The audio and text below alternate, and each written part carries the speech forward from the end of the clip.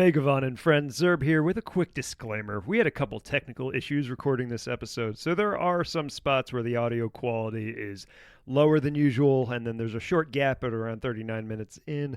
The episode is as listenable as any other, which may not fill you with optimism, but no, we want to be upfront for our wonderful audience. If you'd like to laud our upfrontness or curse our idiocy, please do so by writing us an email at lordofthewrongspodcast@gmail.com or DM us on Instagram at Lord of the Wrongs Podcast. Enjoy.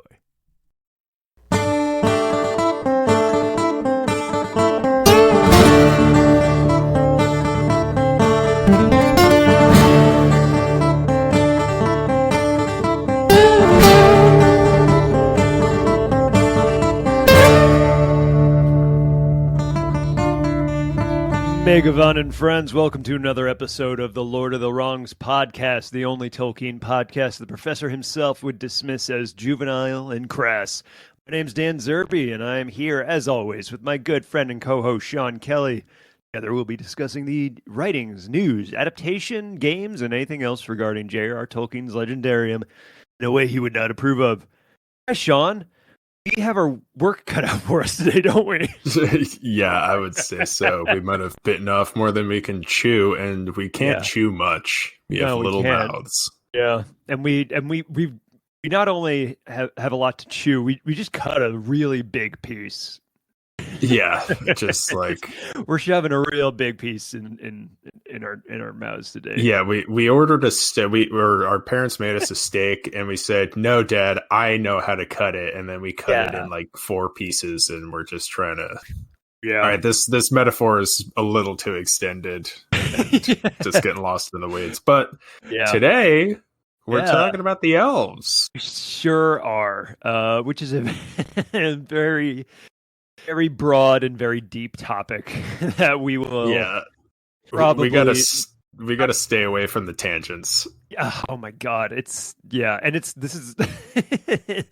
gonna be really easy to get into the tangents today, isn't it? Yeah. Speaking of getting lost in the tangents, I say we just don our dunce caps early and just hop into correction corner. It is time for correction corner. We each have a correction this time. Yeah. But let me start. You go first, you have the less egregious mistake. Okay, well, I honestly I would say it's the opposite, but because if you remember last time, Zerby and friends listening at home, I did claim that the Nazgul were originally going to be giant crows. Yeah. I don't know where I got that from. I think I was conflating stuff. Maybe I mean, it sounded good. It sounded plausible. Yeah, which is what I strive for with these facts. Yeah, we both do. As long as it sounds plausible, it's probably true, right? Yeah. It's like if it sounds plausible enough that no one's going to look it up, you know. What was that fantasy series with the giant crows and like the weird aesthetic? It's like the Dark Crystal. Is that it? Oh yeah, the Jim Henson Dark Crystal movie. Yeah. With the Skeksis for the like giant vulture things. Yeah, I don't know. I've maybe watched a little bit of it, and maybe that got into my dream the night before, and I don't know what I was thinking, but turns out the Nazgul were just, I think, probably going to be Nazgul the whole time. Even though I will say, I think the movie Dark Crystal is scarier than the Nazgul. Yeah, that movie is just, like, I haven't watched much of it, but I've seen it multiple really times. Creepy.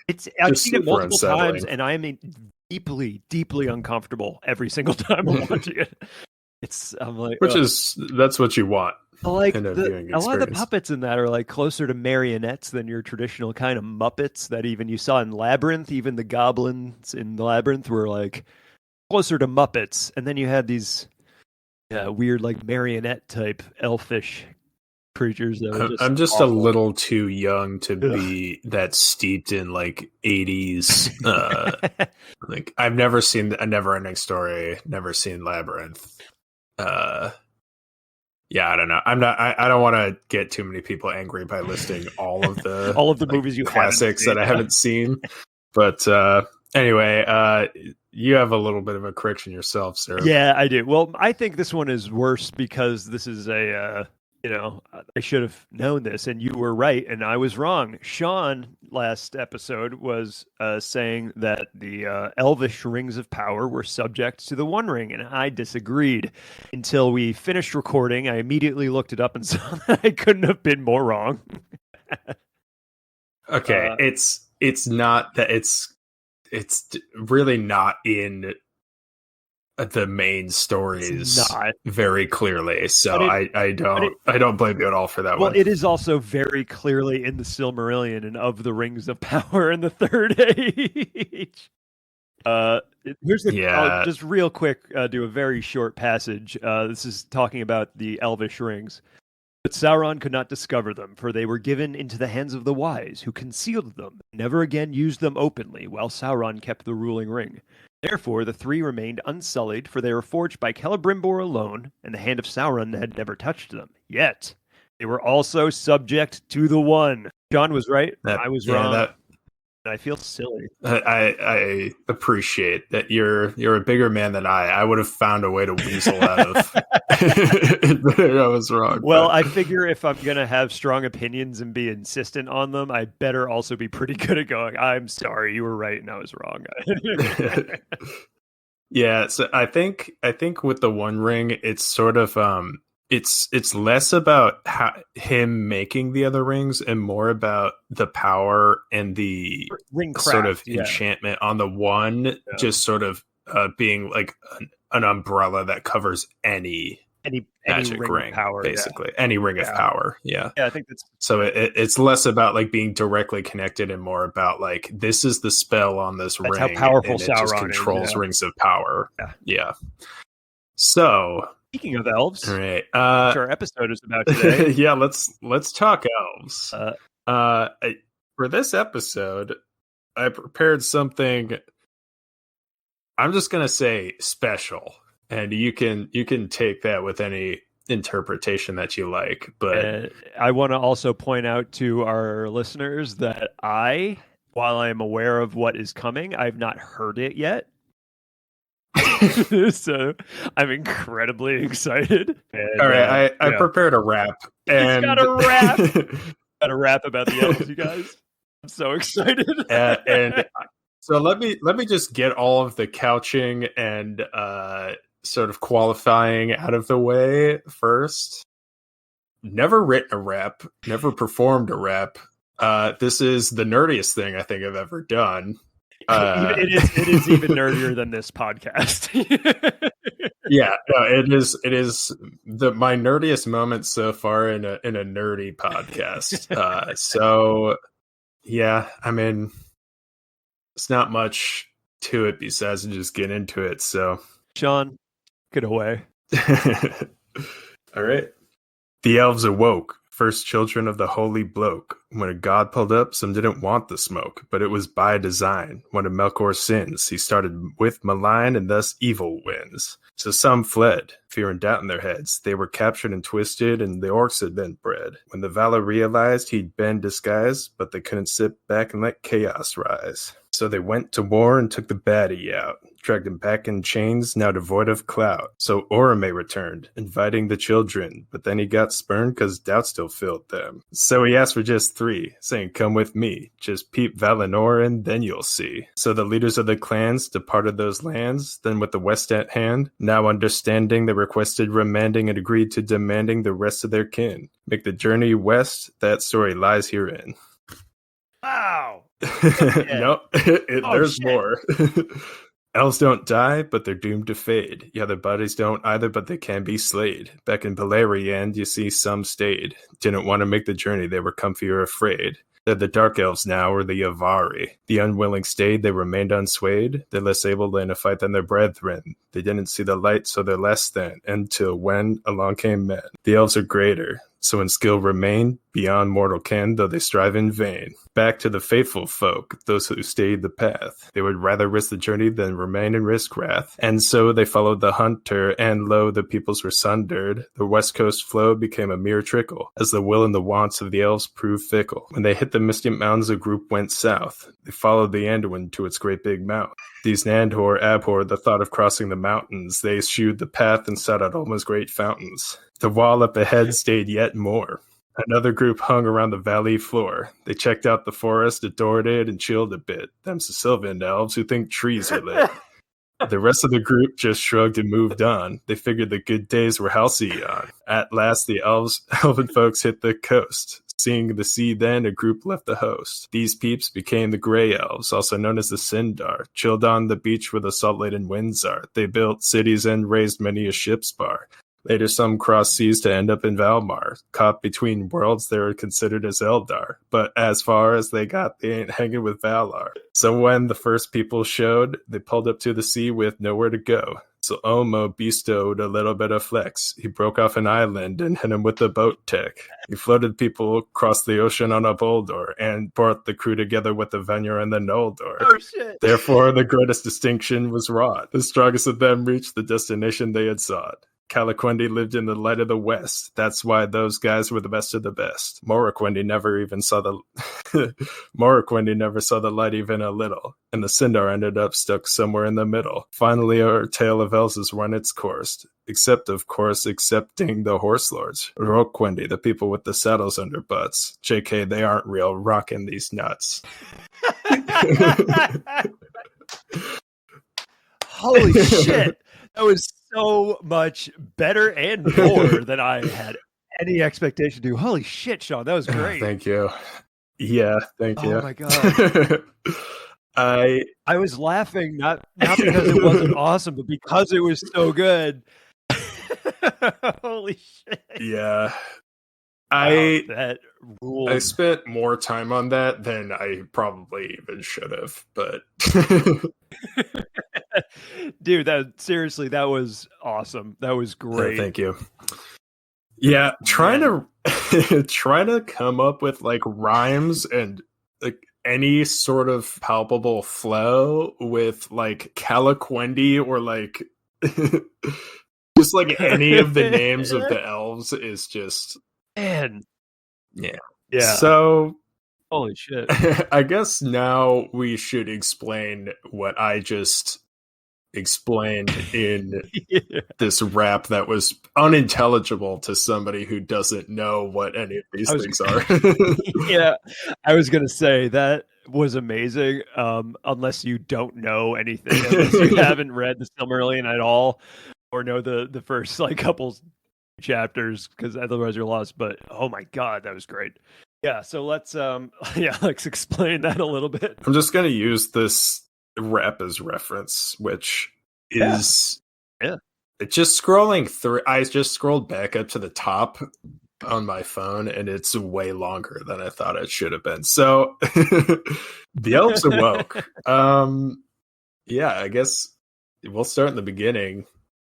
The elves just kind of woke up in Cuiviénen. Sure did. Yeah. I mean, Iluvatar, when he made the world, kind of wanted to populate it with like people to enjoy it. Yeah. So he came up with the elves, and then the Valar just sort of prepared the world for them, and they didn't really know like what they were gonna like, who they were gonna be, or when they were gonna get there. Yeah, what they're gonna. Right. Yeah. They're just kind of also waiting around. It's like, all right, Eru's ready. All right, yeah. Whenever you guys want to show up, we're just chilling, waiting. But the elves were, so the only light they saw were the stars, and as I think we mentioned in the one of the previous episodes, they immediately fell in love with the reflection of the stars in the lake in front of them. That's where they saw it first, and then they turned their eyes up. Right. I just don't remember if it was a lake or a pond, but that may be the least important distinction that we've come across. That's Yeah, that's very true. Agreed. But yeah, and so they woke up, but I mean, like I said, the Valar didn't really know they were there, so randomly Right. Orome was kind of riding out there, and the huntsman of the Valar, if you don't remember or haven't listened to our 4th episode about the Valar he's sitcom spectacular special. He's sort of the he's halfway between Diana the goddess and the guy from League of Extraordinary Gentlemen. Alan Quartermain? Yes, Alan Quartermain. Thank you. Hell of a reference. Yeah, that I couldn't remember the actual name of. But yeah, so somehow Melkor, this is one I'm not like 100% clear on, but like somehow Melkor like spread lies about Orome and like put doubt in their hearts, but I don't like how did he do that? That's a great question. It's really annoying because I just listened to I feel like not that long ago I listened to that chapter of the Silmarillion. Yeah, but it's like not even really explained in the Silmarillion. Like I'm just wondering how that like this is this friggin' like, well, you know, I think he could change his form still then, so maybe he came as like an elf. I don't know. Because like he in the Silmarillion, he basically is just like, yeah, well, Melkor showed up and like made them to be afraid of Orome when he came. But like, how would like if this like big like power metal giant evil guy came up and was just like, hey, this this guy on horseback is gonna show up and you should be afraid of him, like what? You're gonna trust that guy? Yeah, I mean, to be fair, I mean, hearing Orome coming would have been terrifying. Oh yeah. You had is like riding like an absolute son of a bitch, just killing monsters and shit. Yeah, fun. No, Orome would not be a fun guy to encounter face to face. I'll say. No, he's like, yeah, he would be scary. So it's you know, he is a god. Yeah. So it's not unreasonable that the elves might have been frightened of him, even without Melkor, you know, being a tricking them, feeding them lies. But lies he fed, and then so that's why when Orome first rocked up and saw them, a bunch of them just ran away. And they just ran off into the woods.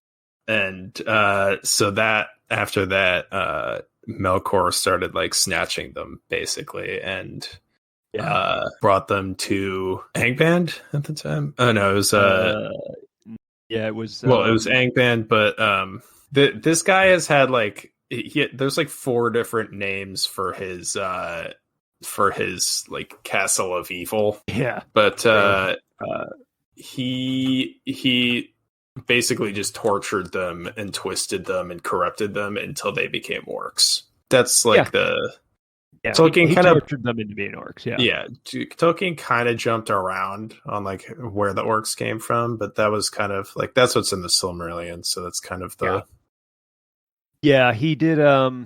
He was. It was the orcs are tricky. It just always ends up coming up with an awkward thing of like, can they be redeemed? No, that's a tough question. Really. It's like, but again, it's like Tolkien was never comfortable with that. Like in the writings, like that's there's no. It was a tomb no, pretty irredeemable, but there we go. Yeah, that's right. Yeah, so that was like his evil form. Well, no, because they destroyed Atumno. Oh no, so they basically, so Melkor made the orcs in Atumno, which is maybe one of his greatest sins. Oh yeah. Definitely. And then he basically the Valar like saw that and they were like, all right, we can't leave this guy to just keep like screwing with everything we're trying to do here. It's like we're trying to do something nice and you're really fucking it up. Hey, kidnapping, not cool. So they basically that's a lesson for real life too. Yeah, I mean, if you need to be told that, then you're probably not, You can just go ahead and just not listen. That's fine by me. I'll estrange the kidnappers, but they basically like that's when they fought Melkor the first time and like threw him down, broke his house, and like brought him back to Valinor in chains. Yeah, they did. He just had to take it for a while. Yeah, basically. That was like part of the reason they were kind of like afraid of the Valar initially. Some of them also because like the only thing they'd seen of these gods is Orme riding up, which he was like just insanely like scary and this huntsman, and then them like huntsman. Stomping around in the north, just destroying entire like mountain ranges in order to like arrest another god. So I would be wary of them. Certainly. Arrest another god. I would be too. Yeah, I think that's a reasonable reaction. So basically, then Orome like asked them like, "Hey, do you guys want to come to Valinor, this home that we like prepared for us, but like we think you should come here because it's like safe and it's perfect and all that good stuff." And they were like, "Ooh, I don't know, like that you're kind of scary. I don't like." Not all of them trusted him, basically. So they took the three representatives. Do you remember who they were? I don't have that on info on hand. Oh, it's I just don't. So Ingwe, Finwë, and Elwë. Nice. I definitely would not have been able to recall that information. Well, anyway, so they basically took them as ambassadors to check it out, and they all like went there and they were like, "Oh my god, this is sick, actually, like this place is great, you guys should all come." So they brought them back. And then you know, he asked again, he was like, "All right, now that you guys have seen it, do you want to come?" And still this, you know, like I don't think there are that many instances of like exact. I mean, there are barely ever instances of exact numbers, but certainly like almost never. Certainly like even a rough percentage of the group. We don't get a lot, but like a number of them didn't go at all. Obviously, it was a large enough number. Yeah, it's weird because like you're kind of dealing with these small numbers, but it's also a lot of the time with Tolkien, like he'll give this like with the dwarves, like there were only a few like fathers of the dwarves, but like 7, but then there's also like, oh, they also had big like groups of retainers each, you know, like it's not like it was just this weird you know, like one family situation and everybody's descended from that, like. But he'll only mention the like ruling family sometimes. Yeah, that's pretty much. Because I mean, that's, you know, who the history books get written about. Yeah, and this is a made up history book, if nothing else. Yeah, I mean that's exactly what it is. Yeah. So anyway, so those are the Avari, the unwilling or the refusers, and they just didn't want to go. So they refused the summons. So then the rest of them became the Eldar. And so they all started making this journey west. So Cuiviénen is the place where they awoke, and it's like I don't know exactly. They don't know where it is anymore because the world got changed later. But it's pretty far east. It's like east of the Misty Mountains, and the world was bigger than like to the west of the Misty Mountains, so they had a long way to go. I found a map. There we go. Let's see. Valerians, well, it's like a map of the first age, like all of Arda in the first age. Yeah, well, basically, so they started all just wandering west, and then occasionally Orome would ride back and be like, "All right, guys, come on, like let's keep it moving. And then he just ride off again. And he's like, yeah, I mean, I have stuff to do, but like, just keep it moving. And so then they basically, like, these groups sort of kept splitting off as they were going. Yeah, they did. They kept splitting off. So there's east of, so I think Balerion was west of the Misty Mountains, right? Like that was the area. Yes. Yeah. So Balerion was. So if you look at like the map of Middle Earth that you know from like Lord of the Rings and The Hobbit and stuff, there's a huge mass of land there that is underground or underwater. Excuse me, underwater because. At the end of the sorry, spoiler alert again for the end of the. Yeah, I mean we're just. Anyway, it doesn't matter. Yeah, you're gonna get that spoiled. Yeah, it's gonna get spoiled. Balerion is this huge land mass that's on Middle Earth that gets thrown under the waves at a certain point. Which we'll kick that ring down the road, but we can mention it in this. They don't even say much about the War of Wrath, which happens like at the end of the first age. Yeah. But it basically, I mean, quick summary. The Valar basically had enough of Melkor's antics throughout the first age, and they came and brought this group of elves with them from Valinor and just kicked his ass. And it was such an intense war, involving all of the gods and dragons and everything that it just destroyed hills, destroyed mountains, rose mountains. It put the entire northwest of Middle Earth underwater. Yeah. So utterly destroyed.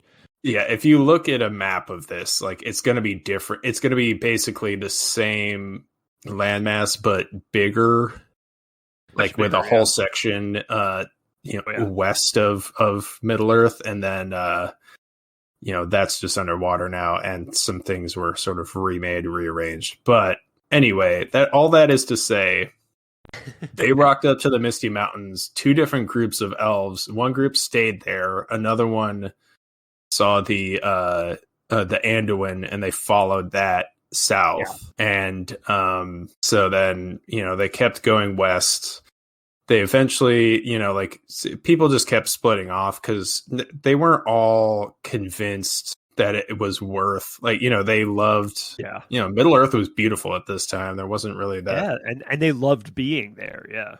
There wasn't that much going on. So it was like taking the sure thing over this promise of Valinor, this paradise where it's can we even trust that this is real or that it's worth the journey? Because they've been messed with by Melkor, so they're not always sure what they can trust. Understandable, really. Yeah, no, I mean, somebody's whispering lies into their ear. Yeah. They so then another group stops. One of the larger groups stops next to the sea. But a bunch of elves just sort of settled in Balerion, and including another ring we're gonna have to kick down the road. Thingol, Eru Thingol, and very important character. Yeah, who basically sees a woman, a Maya woman, and falls in love with her, and is just standing and they just make intense sort of sexual eye contact and just stand there for a couple years unmoving. Yeah. So he gets left behind.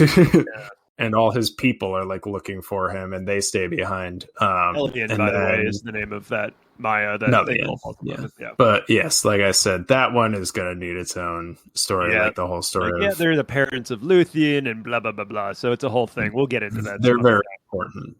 But take that ring down the river. Yes, and so then the Teleri? Well, no, they're the Sindar remained in Balerion, but then they're the Grey Elves of Balerion.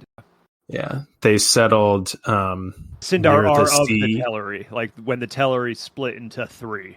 and the Sindar, or one of those three. Well, we're gonna towards like later in this episode, we're gonna get into the nitty gritty of the names because it's pretty hard to. There's a lot, but and you don't need to know all of them. It's just there's a couple that are kind of important, right? Yeah, but so then the Vanyar and the Noldor ended up continuing on, and they basically rocked up to the shore. And they were like, okay, how do we get across the ocean? And Orome is like, yeah, I don't really have a plan for that. It's like, I'm not really a boat guy. I'm more of a horse. I'm a horse guy. Like, my horse just kind of runs across the water, but I don't. Do you guys have those? Or it's like, why don't you get your horses that can, your Jesus horses that can just run across the water? No problem. With that fire comes off of their feet or whatever. Yeah, and they're like, we don't have those. And he's like, hang on. So he gets Ulmo. He gets his buddy Ulmo. Who snaps an island off of the friggin' coast. Yeah, and just sends it across the ocean as a boat. It's good to be a god. Yeah, that's what I'm saying. So badass. The Vanyar and the Noldor end up. He brings them all the way to Valinor, where they stay. And then basically later, the Felmari, who are the sea elves. So there's a group of the elves that were staying near the ocean who they just loved it so much that they didn't want to go. But then later they were just like, hey, are you sure we can't come? Because they kind of showed up a little late. So then Ulmo sends the island back. He does. And then grabs them and then brings them. And then I think they live on the island, right? They live on they don't live on the mainland. Yeah, they live on the island, which is so it's called is it the Lonely Island? The last island? What does Tolkien mean? Let's see. Yeah, if you could look that up. But basically, they live on the island, and so this is sort of that was the entire myth and explanation as to why basically the entire land is just coated in elves. The Lonely Isle. Tol is Isle, and Erisea would be lonely. Not to be confused with the Lonely Island. No, yeah. Although they were popular. I don't think they're running. They were what? Yeah, they were on a boat. So. Oh yeah, okay. It does track a little bit, but the boat wasn't an island. So correct. They don't quite have the same. They don't have that Eldar swag. It's true. No, they do not. Who among us do? All right. Anyway. So it's so easy to get distracted. All right, let's keep going. Yeah, it really. Yeah, this is a hard one because there's so many. It's fighting the urge to dip into every other. I know. Everything we mentioned. Yeah, we can't do that because otherwise, this could be a 2-hour-long episode. Yeah, of just explaining in detail every one of these groups. And that wouldn't be fun for us, and it wouldn't be fun to listen to either. So no, you just need. I think the basics sort of help you inform what where these different groups sort of came from, because it's also for instance, I'm trying to most of the elves we know are Noldor who were went to Aman, and that's why they're so powerful and everything. The elves, because they're just so deep. It's deep, man. The deep elves. But there are multiple characters that were born in Valinor that we see. Galadriel is one of the most famous ones. Yeah. Yeah. Galadriel, Celeborn also, I believe, was, or he was born on Tol Eressëa, probably. Yeah. Close enough. But they're born at this time, right? Yeah, they are born during the first age. That's how freaking old they are. That bearded elf, Bearded the shipwright. Yes, he was probably one of the ones who awoke. He may have been maybe not the ones who awoke, but he was there by the time they arrived in in the west of Beleriand. He was so old that he's the only elf that had time to grow a beard. That's how old he is. They can't even grow a rat mustache, and that takes a long time. Yeah, they can't even grow a rat mustache, and yet he's got a full beard. Speaking of rat mustache, I don't know. That's not a real transition, but choo choo. Time for an adaptation. We're pulling into adaptation. All right. Station. Yeah. Oh, man, I was gonna have my slide whistle ready for that. Do you have a slide whistle? I actually do have a slide whistle. Oh, of course you do. Okay. Before you there you go. Oh. It's not really a train whistle, but sorry. That's pretty bad. So I've got an adaptation for us, and it is Valinor related. Right. I've got Tyrion upon Tuna 90210. So I think that's the year or something, maybe, since the elves awoke. But so Tyrion upon Tuna is the city of the elves and the Valar in Valinor, and so I figured it's just a bunch of rich and perfect elves that are hanging out on this city upon a hill, and so I figured we just kind of follow their privileged antics. Yeah, that makes sense. Are we thinking? I mean, this could even be a reality show if the elves. No, that's what I'm saying. Oh, good. They're Real Housewives of Tyrion upon Tuna. Yes, that was my alternate title for that. But yeah, it's the Vanyar are the best friends with the Valar, the gods, real good buddies, and so I mean, these are elves. They're the pretty ones. Yeah, I mean, they're the most privileged among the privileged. Sure are. So watch it. I just love to see this overly dramatized all the struggles that the most privileged beings on the face of Arda would have to go through every day, of them just having drama between each other, vying for the favor of Mandos or something. Manwë likes me more. No, Manwë likes me more. And then there's wine thrown in each other's faces and stuff. Yeah. Yeah. Oh, definitely. Yeah. Maybe even a sword getting drawn eventually. Yeah. But yeah. No, I mean, it seems bad, right? Yeah, it would be a very disappointing to see the elves behaving so poorly. Yeah, that's what some of my previous adaptations have been too good after I say them out loud, and after you'll rephrase it for me, and I'll be like, shit, that's actually that actually would be kind of cool. This one would be bad from so many standpoints. Because I mean, that show, Beverly Hills 90210 is pretty bad on its own. Crap, yeah. I hate to offend anybody with that fan, one, but sorry, you can like what you like, Yeah, fair enough. But I just want to point out real quick tangent. If you Google Tyrion upon Tuna, a lot of images of Tyrion Lannister photoshopped onto a can of tuna shows up. And I just think that's wonderful. Yeah, no, that's much better than getting any relevant information. I feel like that's something the people should know. Yeah, I gotta. God, I'm gonna Google that as well. But Jesus Christ! And the fact that all these people definitely had to make it so that this would be the Google result is. But do you want to kick us off with the sort of groups of elves? All right. So we've mentioned a bunch of these names already, but we'll just go through the family tree real quick without being too specific and getting into everything, because it's just, as Sean said before, it's not, you don't need to know these things by heart. It's not. Yeah, so there's some useful info, but you don't a lot of it's just sort of only relevant to the story. Yeah, it's not super important to your understanding of the story.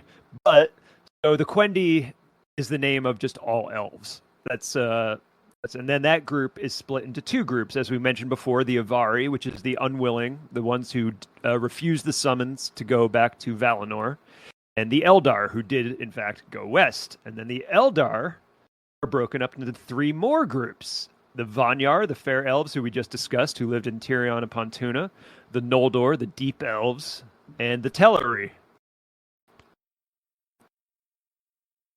Yeah, also known as the hindmost because they were the last to follow the summons. Yeah, they did follow the summons, but they're the sea elves. But those 3 groups are based on the original 3 clans of with these patriarchs that awoke. So they kind of awoke in 3 clans or families, and then those became the 3. Split when the Avari was the group that just didn't go back. Yeah. And they were the first clan, the Vanyar, everybody to Valinor because they were just into it. But the other 2, the Noldor and the Teleri, were some of them didn't go. So the Noldor is the deep elves. The Noldor are broken into 2 more groups. There's the Amanyar Noldor, which are the Noldor of Aman, who stayed in Valinor, and the Tanyangoldi, which are the exiled Neldor, which refers to the group of Neldor that they left for one reason or another. Most of them because of Fëanor, that asshole, who we'll get to again some other time. Yeah. And then we get. Sorry, go ahead. They're the movers. Yeah, they're the movers and shakers. Like Galadriel was an exiled Noldor. A lot of the elves. Elrond later. Well, it's Elrond really count? He didn't, because he never. He was born into. They were still all exiles because they weren't allowed back, even their children and stuff. But he was born later. But they were all all the elves, the high elves we basically see are the Noldor and exiles. So then we get to the Teleri, which breaks those down into 3 different groups. We have the Falmari, the sea elves of Aman, the sea elves who just stay off the coast of Valinor. They don't go anywhere. We have the Sindar, who are the gray elves of Beleriand, who probably the biggest number that we see. Yeah, the biggest number, right off the top of my head, Arondir is specifically from Beleriand, who's a made-up character for Rings of Power. He's a really cool character. Yeah. He was born in Beleriand. We find that out, so he's one of those. And the Sindar are. I mean, there's a lot. It's I don't want to get into too specific because it's going to take so long. So generally, there are a few kingdoms of Sindar, and basically all of them are they're sort of lesser elves because they didn't see the light. That's an important distinction for the elves, that determines their sort of power levels. Yeah, how powerful they are, how revered they are by other wise and strong and all that stuff. Right. You'll hear Tolkien say you can see the light in their face a lot, and that's sort of they absorb the light of the West. Yeah. And when we're talking about seeing the light, we're talking about the light of the 2 trees of Valinor. Yeah. And because not the lamps that preceded the trees. Yeah, those were already broken. They were on Middle Earth. Yeah, those were broken, and they were on Middle Earth anyway. They weren't in Valinor. But I mean, the light of the 2 trees is basically the light of heaven. It's it's hallowed by the gods, and that Yavanna made those trees. And, But anyway, sorry. Continue with the Teleri. Anyway, so the other group of the Teleri are the Nandor, not to be confused with the character from What We Do in the Shadows. I didn't see that one. There's another movie I haven't seen that will piss people off. He's actually in the show. I don't think he's in the movie, but either way, it's hilarious. I've had it recommended. I haven't been able to find it because I do want to watch that. But there's also the Hulu. Yeah, so the Nandor are broken into 2 groups: the Sylvan Elves and the Lyquendi. The Lyquendi are the green elves of Assyrian, which is a part of Beleriand.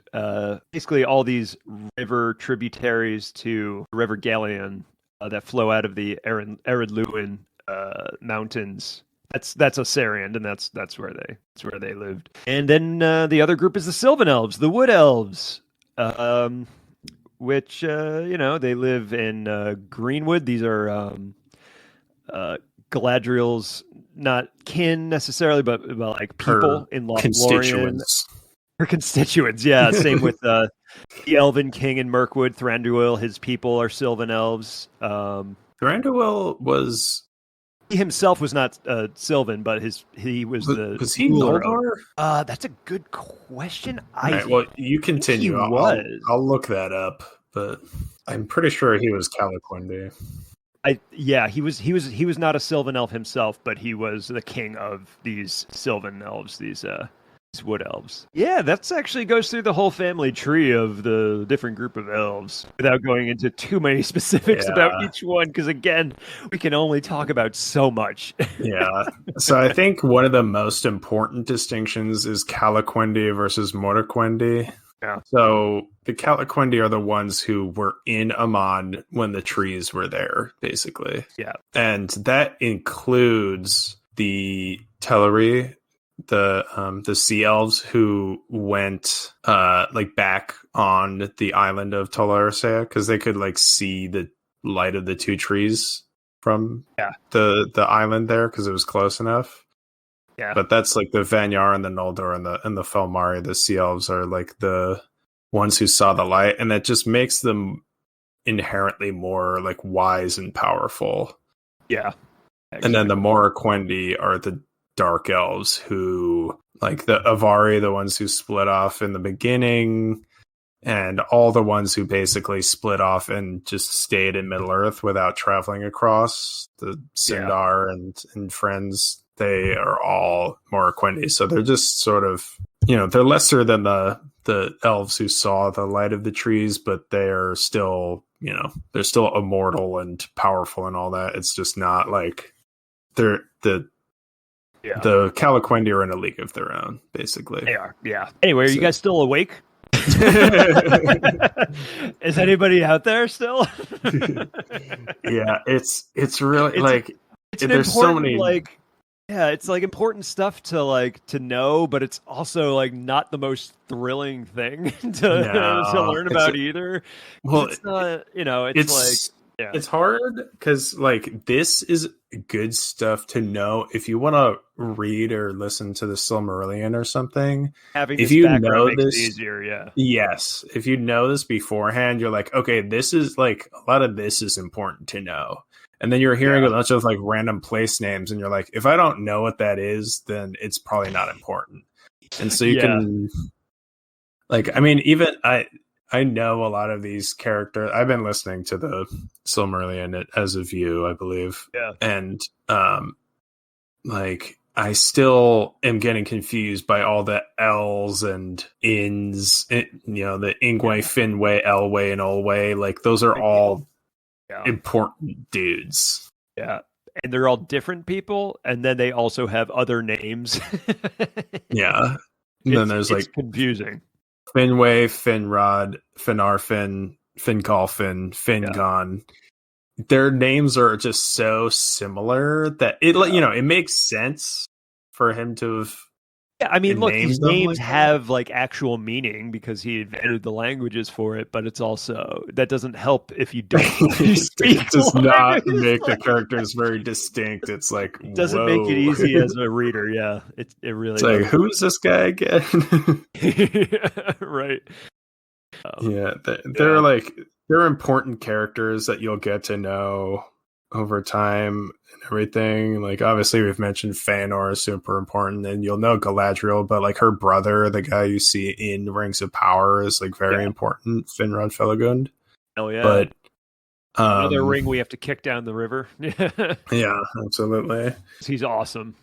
Yeah, he could he's one of the episode actually. He's so great. I think he could. He does a lot in. He really does. He's a very important character. Yeah. Before he, spoiler alert, dies. This was going to be a tough one for us because there's just so we're talking about these groups of elves, and it's how do we not just start diving into all the random stories from Silmarillion? I know, yeah. This is why we warned ourselves. Stay away how we stop ourselves from doing that is by casting it into the fire. Yeah, we're gonna cast it into the fire, which is It's the new version of I Demand a Recast. Yeah. No gavel. Still required. No gavel, yes. Yeah, I would love if I had ordered a gavel on Amazon and it just came when I was like, that's a better name. I'm just gonna hit the gavel anyway. Yeah. Anyway. Wait, I think we need a the clip of Elrond in the movie going Isildur. So just sweaty. Drop that in there. So sweaty, so intense. The glisten is strong with this one. Sure is. But today we're gonna recast one of our favorite elves, Legolas. Yes. So pretty. Yeah, and some of the choices I had were so pretty as well. I have a lot of pretty choices as well. Yeah. So what do we think? Do we think Orlando Bloom was just a bad choice, or do we think he was great? I think he was great. I mean, but he can't play Legolas forever. No, that's right. Yeah. No, it would be like, we're not gonna. If you're doing a remake of Lord of the Rings, you're not gonna like reprise. Yeah, you're not gonna any of the actors or characters. Yeah. No. Because, we all age. Although, to Orlando Bloom's credit, I don't know if he just uses moisturizer or what. He looks great. Yeah, he barely ages. There are a few that, we could recast him. We could cast like Keanu or something, and we could probably trust that he's immortal anyway. So he would actually make a good elf. You know what? I did write down Keanu Reeves as one of them. Really? Well, that's the thing I wanted to point out, that we're so used to seeing Legolas as Orlando Bloom portraying him in the Lord of the Rings films, and he's not necessarily blonde. In fact, it's likely he's not blonde-haired. Most elves were not. Most elves were not blonde hair. It was actually somewhat not rare, but not very common for blonde-haired elves. And in the book, he's never actually described. Tolkien never specifically says really anything about what he looks like. Doesn't get a lot of love in the book. Yeah, he really doesn't. He just never talks to Frodo. He does actually say one thing to Frodo in the book. There's one time, I think, when they're like going down the Anduin or something around that time. There's like literally one he line. Like responds to him, I think, once. Yeah, it's like a response. It doesn't get described. Yeah, he doesn't. Yeah, we don't know what he looks like. Don't know his hair color is. We don't know for sure that he has some gorgeous. snark. Yeah, he does, but he doesn't really have like he has snark, but not really like humor. Yeah, he's really there to like represent the elves. So he's like not necessarily. I wouldn't say he's condescending. We got an elf, maybe a little condescending at the beginning, but he's haughty. Haughty is a better word. Yeah, you're right. But not even particularly later in the story. He's just kind of like, I'm an elf, so I'm different from you. Like his otherness in the Fellowship is highlighted, but he himself as a character is not as developed as pretty much any other character, including Gimli. In the Fellowship, yeah. But all right, so you had Keanu. It was one of mine. Yeah. Just because, again, the guy doesn't age, so he could play an elf at any point in his career, probably. Yeah, I think like we don't even need the Tussauds resurrection sort of technology. We could just have him. Personality matrix is a moot point for. What we while we're on the topic of handsome gentlemen, I'm thinking Matthew McConaughey, a Texas elf. All right, Gimli. What do you think, man? A little bit hunkier than stoner elf. Yeah, I love the idea of Legolas asking everybody for reefer. Like, I don't have like any. that's you'd be a lot cooler if you did. You have any pipe weed? Oh, you'd be a lot cooler if you did. Oh Christ! Another one right. I've been favoring. I had Timothy Chalamet. Yeah, I mean it's a that little one's on like the nose, honestly. Yeah, these days, I mean, like a pretty. The guy is cast in like fucking everything, and he's a great actor. I'm not. It's not a criticism. It's just he's all over the place nowadays. He's one of those people that's like you almost don't want to like him because he's so likable and popular, so talented. Like, he's a very, very good actor too. That's the other thing. It's like shit.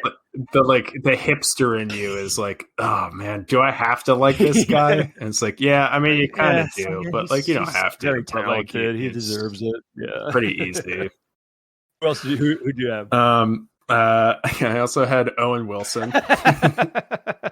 That's so funny because related to Owen Wilson, I had Tom Hiddleston. Because they're both in that Loki show. Okay. Yeah. But also, Yeah, both of those work very well. Pretty goofy. Yeah. Maybe the comedy, maybe the comedy version of Lord of the Rings that comes out. Yeah. Yeah, I'm trying to think of where they'd put the WoW. Yeah. Legolas, what's your L5C? Oh wow, they're taking the elves to Isengard. Wow. They're taking the elves to Isengard. Oh wow, look. I'm doing a little bit of like I'm doing. Yeah, I don't know. I really have a Wilson. Yeah, I've Do you have anyone else? I have a few more actually. For some reason I wrote Joker Jared Leto. I don't know why I specifically wrote Joker Jared Leto. It's just because it would be even more unhinged than the Melkor Jared Leto. That wasn't a real one. It was just something I wrote down and thought was funny. But I did have a very serious one. Jamie Campbell Bower, who plays that one I'm gonna have to look up. He is in the most recent season of Stranger Things as D1. He's also he's the main bad guy. Whose name I can't remember. Oh yeah, I can see that for sure. Yeah, well, he's got like a very youthful face, and he has those sort of angular features. Yeah, he's very elfish looking for sure. Yeah, you would definitely like. I don't know. You can just sort of imagine it an elf, even though it's not really like explicitly stated, but it's certainly from all of the he plays Vecna. That's the character in Vecna / Henry Creel. Stranger Things. I don't know if we should. No, well, that's an actual spoiler alert because that show's not related. But you should. Well, you should watch Stranger Things. Is very good. Anyway, yeah. Sorry if I ruined it, but like it's been out for more than a year now. That last season, so definitely. We don't want Vecna, Jamie Campbell Bower, but like just the standard. The regular Jamie Campbell Bower. Do you have anybody else? I have two more. Oh my god! All right. Behind the scenes, I told him about this prompt, and like 3 minutes later, he came back with how many? 7? 1, 2, 3, 4, 5, 6. Yeah, 7. I have 7. Okay. I had Jean-Claude Van Damme. Hilarious. Awesome. Yeah, I don't know. I just thought like it would just be a good take to just have like karate. Yeah, just martial art. Like such a like a powerful, sensual karate. Yeah, who could do splits? Yeah, I mean he's doing like where. Orlando Bloom was doing like some like all these acrobatics and fights. Like he's definitely doing like a split between two moonwalks. Yeah, that's exactly what I was going to say. Yeah, that's a pretty good one. He's got one ankle on each chauda, and then he's just like shooting arrows into the Hydrodrome on the other side. I also put down he's a little muscly, but Alexander Skarsgård. One of the many Skarsgårds. He was, I think he was the one in True Blood. I think, right? He was in that one. I don't want to be mean, but he's a little interchangeable with all those other Nordic, like big action stars. A little bit. He's also in. He was the star of The Northman, which is a badass movie. Which I highly recommend. Robert Eggers. Oh yeah, I need to Robert watch Eggers that. directed and wrote it. It's fantastic. He also did The Witch and some other stuff. So he's a good actor. He could do it. But my most serious one, and this I think is actually a really good casting decision. This is a very serious one. Oh God, it's it's Luis Fabio? Guzman because we keep casting him. And I just think we should just have Luis Guzman all the time. We keep casting him. Yeah, he's just all right. I think so. Very I think virile, for man, not virulent. He's virile. Not virulent. That's a virile. Callback joke. I think for our adaptation, we should have Luis Guzman as the understudy for every role. Definitely make so he's just like the like if somebody has to back out and like it's okay, we got it covered. We got Luis. Like a Luis Guzman Arwen. I'm just imagining his face with like a long, just straight haired black wig on. Like I just want to like the scene with the banner where she kind of like pulls it to the side and she's like, "Oh yeah, who's here?" At the end in of the movie. It's like check it out. God, she's here. It's just like. It's just Luis Guzman and just framed with this like perfect black straight hair, like all these crystals and the fauna. Just like he's a carcanet of crystals upon his head. It's just like wow. Now, that's not. Now imagining Hugo Weaving's Elrond behind him, just like crying happily. He's like holding hands. It's like my beautiful daughter. I must bid her farewell, but she's in the hands of the one she loves, and it's just Luis Guzman and Viggo Mortensen just kneeling on Luis Guzman's always the right casting. Wow, that's powerful. I don't want him to be like the butt of our joke. I genuinely love him as an actor. I want to see him in everything. So he's great. He's fantastic. But also, I don't think he fits a single character in Lord of the Rings. So maybe that's why he's like but that's not quite right. I don't even think so. I don't know. It would be the closest, but maybe Barlin and Butterbur. I don't know. Yeah, I could see a Barliman. Yeah, like have a even more smartassy kind of Barlin and Butterbur. Anyway, we're going crazy here.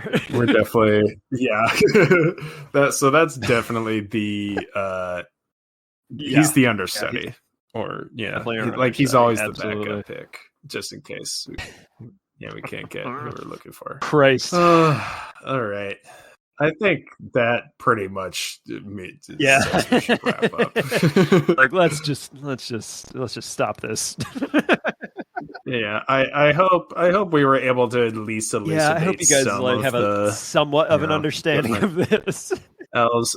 At the end of the day, the most important thing to understand is that the Noldor are like one of the most important groups of elves because to the stories that we know. And like the reason that they are, the way they are is sort of like part of that is because their journey across Middle Earth and the fact that they lived in the light of the two trees and all that. And like that's just in just watching Lord of the Rings, you don't really need to know this stuff. But if you want to start getting like a little deeper into things, the whole point of this podcast, it's like if you're a casual fan who wants to learn more, hopefully we can help you get there a little bit, and we get it right. Yeah, we'll see. Once again, send in your corrections to what's the email? The email is lordofthewrongspodcast@gmail.com, or you can send us a DM on Instagram on our Instagram account, which is Lord of the Wrongs Podcast. And while you're up on your soapbox, Zerb, do you want to give us a Tolkien fun fact? Yes, I do, and I'm actually ready for it this week. Wow. So, sort of goes against the nature of it, but continue. But, I thought of it as we were recording this episode. I did the research while we were recording this episode. That's what I meant to say. Well, no, you thought about how you found the research. Yeah, earlier. That's right. Anyway, all right, continue.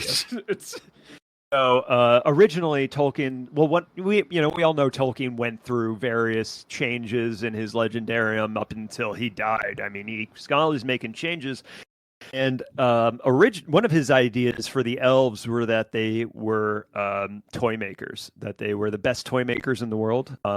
They could make enough toys to give to all these good children of Middle Earth, yeah. Yeah, toy makers. That's good. Did they also make little sandwich cookies? Yeah, they lived in trees, like like normal many elves do, and they made cookies and toys, and yeah. Wow. And Rice Krispies. That's crazy. Too. I didn't know that. Rice Krispies. Yep. Okay. Just that sigh of it's like he just gave me a pun. Like where I'm like, I'm enjoying it, but I also have I can't enjoy it. Like I really I shouldn't abide this. Should not. Yeah. Anyway, what a massive waste of time. We hope you had a good time. And hope you learned something. Namarie, friend. Join us on our next episode. We'll see you next time.